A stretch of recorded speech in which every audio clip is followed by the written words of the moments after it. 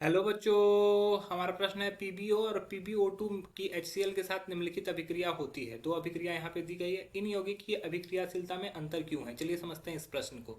अगर इस प्रश्न की मुख्य अवधारणा की बात की जाए तो मुख्य अवधारणा में हमें समझना होगा ऑक्सीकरण संख्या निकालना। ठीक है, ऑक्सीकरण संख्या में बदलाव के वजह से ये अभिक्रियाएं में अंतर होती है। जैसे पहला रिएक्शन जो दिया हुआ है वो दिया हुआ है 2PbO प्लस 4HCl। रिएक्शन करने के बाद बन गया 2PbCl2 और बन गया 2H2O।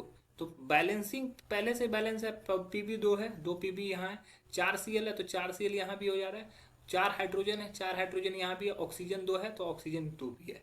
लेकिन यहाँ पे ऑक्सीडेशन नंबर निकालेंगे तो पीबी का नहीं पता तो एक्स मान लेंगे, ऑक्सीजन का होता है -2।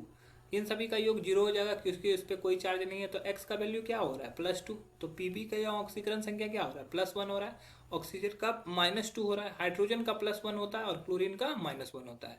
अब यहाँ पे पीबी का ऑक्सीडेशन नंबर निकालेंगे तो एक्स प्लस ऑक्सीजन का क्लोरीन का होता है -1 इंटू 2। इन सभी का योग 0 तो एक्स का वैल्यू यहाँ पे +2। तो यहाँ पे ऑक्सीकरण संख्या यहाँ पे भी +2 आएगा पीबी का, और क्लोरीन का होगा -1। क्लोरीन का कितना होगा -1, हाइड्रोजन का होगा +1, ऑक्सीजन का होगा -2। तो यहाँ पे ऑक्सीकरण संख्या में कोई बदलाव नहीं हुआ। ठीक है, ऑक्सीकरण ऑक्सीकरण संख्या में कोई बदलाव नहीं है, अतः ये रेडॉक्स अभिक्रिया नहीं है। ये रेडॉक्स अभिक्रिया नहीं है। अब दूसरा देखते हैं। अगर दूसरा की बात करें तो दूसरा है PbO2 प्लस 4HCl। ये रिएक्शन करके दे रहा है PbCl2 plus Cl2 plus H2O।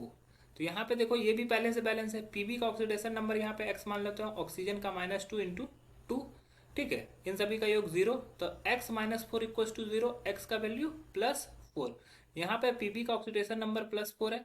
अब यहाँ पे पीबी का ऑक्सीडेशन नंबर निकालोगे तो x प्लस -1 इंटू 2, इन सभी का योग 0 तो x का वैल्यू क्या हो जाएगा +2 आएगा।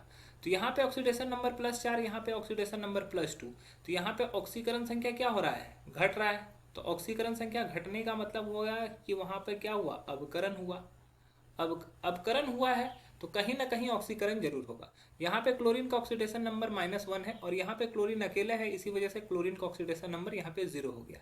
तो यहाँ पर क्या हुआ, ऑक्सीकरण संख्या में बढ़ोतरी हुई। तो मतलब ये हुआ कि ये ऑक्सीकरण हुआ। तो यहाँ पे ऑक्सीकरण और अपकरण दोनों हुआ, अतः यह क्या है, रेडॉक्स अभिक्रिया है।